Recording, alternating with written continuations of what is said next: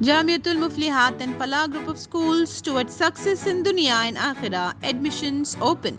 BRS कायदीन व कारकुनान ने आज रियासत भर में एहतजाज करते हुए खवातीन एमएलएस के खिलाफ चीफ मिनिस्टर रेवंत रेड्डी के मुबैना तौहीन-आमेज तबसरों पर शदीद बरहमी का इजहार किया।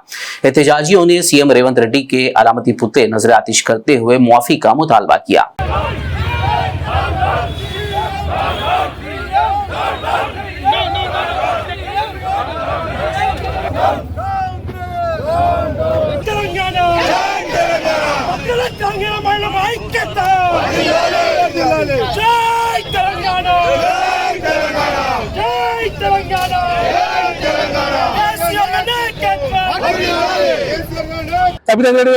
అనుచిత వ్యాఖ్యలు చేశారు। దయచేసి ఇటువంటి వ్యాఖ్యలు ఈ ప్రజాస్వామ్యంలో మంచిది కాదు। ఎందుకంటే అహంకారం అధికారం అనేది ఎప్పటికీ ఉండదు। అధికారం అహంకారంతో కన్నుకెక్కి ఒక ఆడబిడ్డ అని చెప్పి అక్క అంటున్నావు, అక్క మీద నిందలు మోసి ఇలా వ్యవహారం తీరు చాలా బాధాకరం। ఎందుకంటే తెలంగాణలో ఉన్నటువంటి ప్రతి ఒక్క ఆడబిడ్డ ప్రతి ఒక్క మహిళ కూడా ఈ యొక్క వ్యాఖ్యలను చూసి అందరూ పరిగణించుకోవాల్సి వస్తుంది। దయచేసి ఏదైతే చేసిన వ్యాఖ్యలు వెనుక తీసుకొని బేషరతుగా క్షమాపణ చెప్పాలని చెప్పేసి తెలంగాణ రాష్ట్ర సమితి తరఫున డిమాండ్ చేస్తా ఉన్నాం। मैं Mohammed Aamir Jalpally municipality BRS party working president. आज हम लोग शाहीन नगर चौरस्ते में सीएम रेवंत रेड्डी का पुतले के आतिश करे। कल सीएम रेवंत रेड्डी ने असेंबली में औरतों के खिलाफ, खवातीन के खिलाफ गलत अल्फाज का इस्तेमाल किया।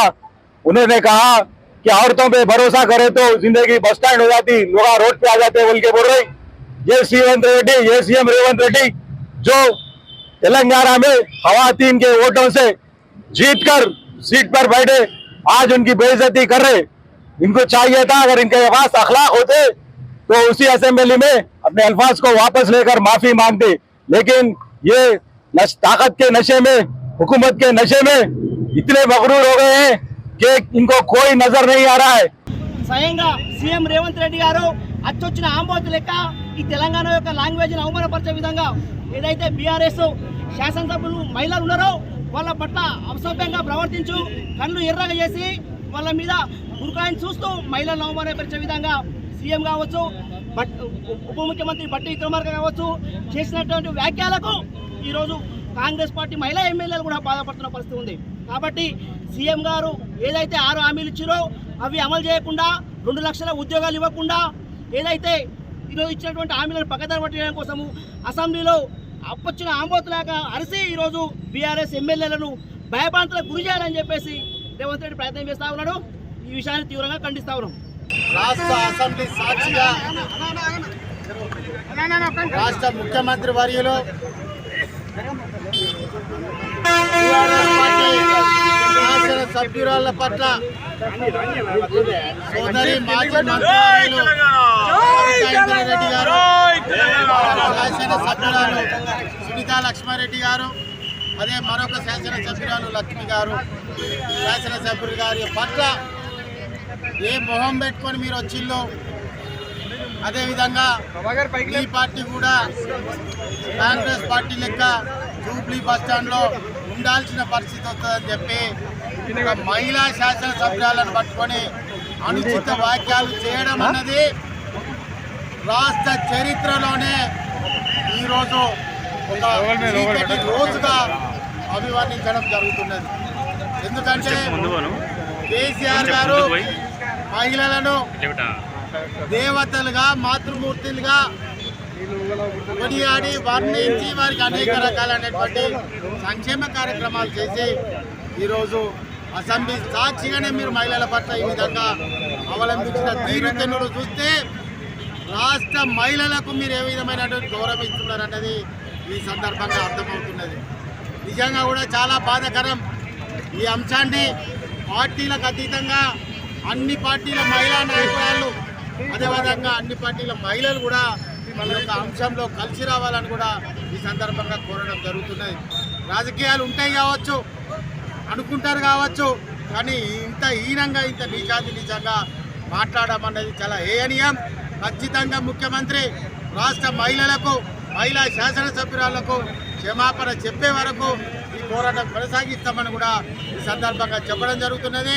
ఈరోజు వరంగల్ తూర్పు నియోజకవర్గంలో ఓ మహిళా మంత్రిగా, శాసనసభ్యురాలుగా మీరు దీని పట్ల స్పందించాలి, మీరు మాట్లాడాలని కూడా మహిళల కోసం అని కూడా ఈరోజు మేము వాళ్ళని నిలదీయడం జరుగుతున్నది, మేము అడగడం జరుగుతున్నది అనేది కూడా. ఈరోజు ముఖ్యమంత్రి గారు ఒక ఎమ్మెల్యే కాదు, యావత్తు తెలంగాణ మహిళా లోకానికే ఇది కలంకం, ఇది అవమానం. నిండు సభలో మహిళల్ని ఆ రకంగా ప్రవర్తించడం రేవంత్ రెడ్డి గారికి సిగ్గుండాలా అని చెప్పి మా మహిళా తల్లులు అక్కలు చెల్లెలందరూ ఆవేదనతో ఈ కార్యక్రమం చేపట్టారు. రేవంత్ రెడ్డి గారు మీ అహంకారానికి ఇదే నాందిగా కనబడతా ఉంది. ఎవరు కూడా ఈ గతంలో ఉన్నటువంటి ఒక ముఖ్యమంత్రి హోదాలో మాట్లాడాలి, కానీ ముఖ్యమంత్రి గారు ఒక చిన్నర చేస్తాను, ఒక చిన్న పిల్లల లెక్క ఈరోజు మరి ప్రవర్తిస్తూ ఉన్నారు. మహిళలు కూడా అంటే ఎవరిని లెక్క చేస్తారు? కనీసం సబితా ఇంద్రారెడ్డి గారిని, సునీతా లక్ష్మణ్ గారి ఇద్దరిని సంబోధిస్తూ మీ వెనుక ఉన్న అక్కల్ని మీరు నమ్మి మోసపోతే మీరు జూబ్లీ బస్టాండ్లో ఉన్నట్టు అని చెప్పారు. ఏమన్నట్టు? ఇది ఒక తెలంగాణ మహిళకు అన్యాయం, అవమానం కాదా? తెలంగాణ మహిళలందరూ క్షమాపణ చెప్పద్దా? అందుకొరకే ఇలా రేవంత్ రెడ్డి గారు బేషరతుగా యావత్తు మహిళా లోకానికి క్షమాపణ చెప్పాలని చెప్పి మేము ఈరోజు ఆదిలాబాద్ కుమరం భీం చౌరస్తా నుంచి రేవంత్ రెడ్డి గారికి డిమాండ్ చేస్తా ఉన్నాం. Jamiatul Muflihat and Falah group of schools are now accepting admissions for 2024-25 academic year with branches in Kottapet, Balapur, Sharif Nagar and Kishanbagh. We offer exclusive education for boys and girls separately along with day-cum residential facilities. From nursery to grade 10, we provide both English medium and Urdu medium education with Islamic studies, Nazira, Hifz, Diniyat and Alimiyat, Fazilat and Tadrib also. Don't miss out on securing the best education for your child, both in this world and the hereafter. Enroll now to guarantee your child's seat and avoid last-minute rush as the seats are limited.